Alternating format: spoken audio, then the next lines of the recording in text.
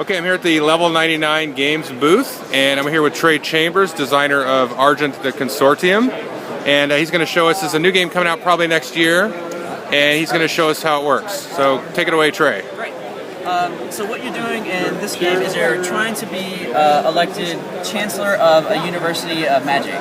You're one of 5 professors, each tied to a different school of magic, and you're trying to win over the votes of these hidden voters. And you don't, in the beginning of the game, you don't know who they are or what they want. So one of the things you do is send out your workers, which are students that work for you. You send out your students into the university to find out who these guys are, what they want, and then once you know who they are and what they want, you try to send your students out to meet those expectations.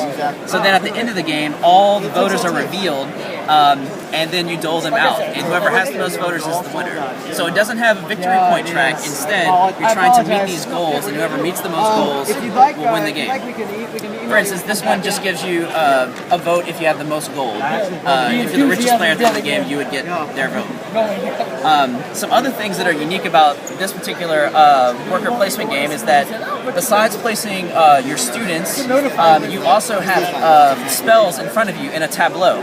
And you can cast these spells to help your workers accomplish their goals, either to defend them against enemy players or to get rid of other players. So let's say you want to get into a certain room and it's full, but you want to place in there. You can cast something like Lava Wave, get rid of those students, and place your students into that room. All right. They do a variety of different effects, and every spell is unique.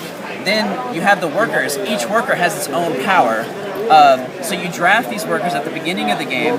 The red workers can push other workers out and basically take over their places. But they're not immune to their own power, so red workers can kick other reds out. Okay. The green power is immune to that, so reds cannot kick greens out, so they're more defensive. You can draft those if you're more a defensive player.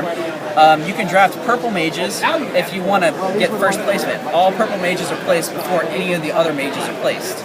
The problem with that is that they're vulnerable. Once they're out there, they can be kicked out by either spells or by other red mages.